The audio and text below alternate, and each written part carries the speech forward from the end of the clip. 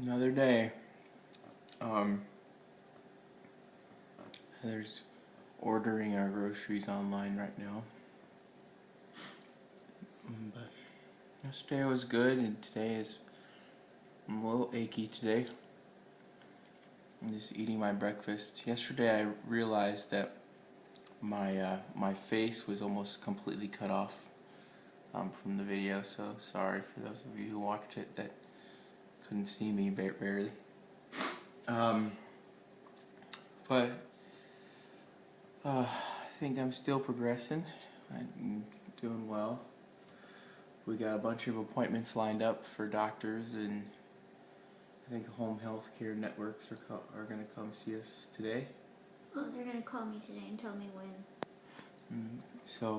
But I had one of my friends ask me last night if I would just tell the story what all went down, because some of the information is not out there completely. But last Tuesday, well, it starts with last Monday. I had a chest cold and just thought I had caught what was going around, and everybody around us kind of had been sick. My daughter had been sick, and so I got so I just kind of stayed home and rested, and just spent most of the day in bed. I was pretty tired and worn out, and it just felt like I was coughing a lot and everything. So I stayed home. I was feeling better Monday night, and even helped Heather move some stuff around the house, and some furniture and stuff. And Tuesday morning I woke up, got the kids ready for school, got them ready to go out the door, and had them at school. Even talked to their teacher for a few minutes, because I had to sign some permission slip for Susan's first field trip. And so I did what I normally do. I just went to work from there. Started on my way to the office. I stopped at Cernero Bread for a couple bagels and a cup of coffee. Which, yeah, I can't have the bagels anymore. I can't have caffeinated coffee anymore. Sounds like. Well, your heart rate's been really high. 'Cause my heart rate has been high, so they want to keep it down. So I had I went about my day. I think I had sort of my episodes, as I'm calling them. My first episode, where I just started feeling like something. It was in my chest, it was like really bad indigestion. You know, you know how you can get indigestion. You kind of stretch and you try to get it out, and it just felt like that. But I had that while I think I was standing in line at Panera Bread. So I got that, I'm sitting. I got my food. I got my coffee. And I walked back out to my car. It started to subside, and I felt kind of a relief over me. I felt like something had let go a little bit. I got to the office, sat down, started doing some work. Felt a little tired, and I just kept equating that to my sickness the day before. And then I had a second episode where this time it just felt like something. It was like I don't know. It just felt. Some people say it feels like somebody's squeezing their chest or squeezing their heart. It felt kind of like that. It still felt a lot like bad indigestion that I couldn't stretch out. Like somebody was squeezing really hard, and I felt it in my shoulders, in my upper shoulders, and then again it kind of subsided. I felt relief, let go. I just kind of went about my day. The rest of the staff started showing up, and they were, looking at me and going, why are you here? You were sick yesterday. Go home and go back to bed. And you know, and I'm like, no, I told him I want to stay home. I want to stay at work. I want to try to get work done. I had a lot of work to do that week, and I had already missed one day, and so I wanted to catch up and get done, and so I could be prepared for the weekend. And they so yeah, we went about the rest of the morning like normal. I went up to staff meeting, and the third episode probably started just before I went up to staff meeting. I started walking up there, and this time you know, it kind of came on slowly. I just feel this like just, you know, tightening in my chest, and I walked up a flight of stairs and walked into the office, sat down, even kind of joked around with people for a little while. Just kind of passed it off like I was a little sick, but you know, I was gonna be okay. As everything went on, it just kind of got worse. You know, like I couldn't, like I was starting to kind of lose. I was starting to get lightheaded. I just started, like, the squeezing wasn't subsiding this time, and it started radiating down my arms and feeling. This one is this zip code now, right? Yeah, and I started feeling numbness in my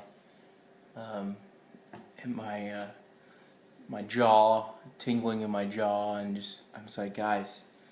Well, first what happened, my friend Rich looked at me and said, "Are you okay?" And I said, "Well, I just kind of shrugged it off a little bit, and then I just kind of dazed, like kind of looked off into the window, and then I looked back, and Betsy asked me, my friend Betsy, "Are you okay?" And you know, and I said, "I don't know, I don't look too good." She's like, and they could see me kind of jittery, and kind of, you know. I text messaged my wife and I said, "Heather, what's going on? I'm having chest pains, and you know, I'm having trouble. I'm having trouble, you know, just functioning here. I don't know what's going on." And I said, you know, after Betsy said, "Are you okay?" I said, "Guys, I don't think I'm okay. I'm having some chest pains here, and I'm feeling it in my jaw." And immediately they all jumped up and said, "Oh my gosh, should we call 911?" I said, "No, just let's get in the car and let's go to the hospital. It's only 3 minutes away." Heather's hospital was like 3 minutes away from my house, or from my office. And we got to the hospital. My friend Rich drove me. I was coughing a lot. Kurt was like, "Hey, cough, cough, cough. You know, keep."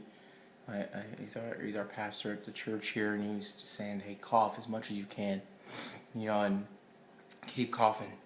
And I think they told me I threw up, and I got in the car, jumped in the car, and Rich just floored it, and got to Grossmont Hospital, and it turns out.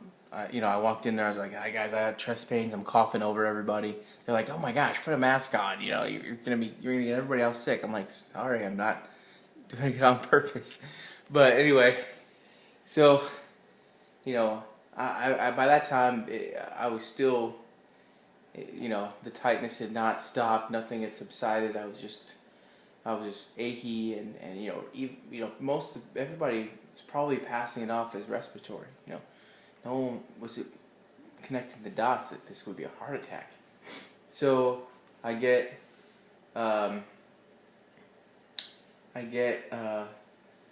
Heather came down from her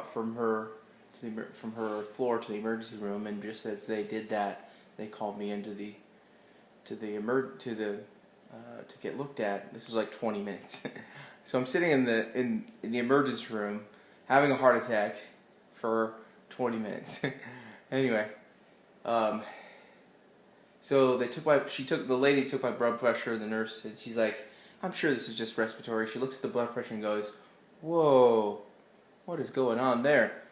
And I was uh-oh. So she takes an EKG, and Heather looks at the EKG, and the nurse and both together look at the EKG and go, "Oh crap." No, something different. She said something different, but I'll keep it a G-rated this time. But I said something different, not the anyway, and like within seconds, they were wheeling me back, putting me on oxygen.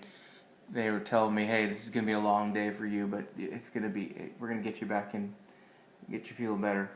And I asked, "What's going on?" He says, "You're having a heart attack." I'm like, "Are you kidding me? I'm 33 years old."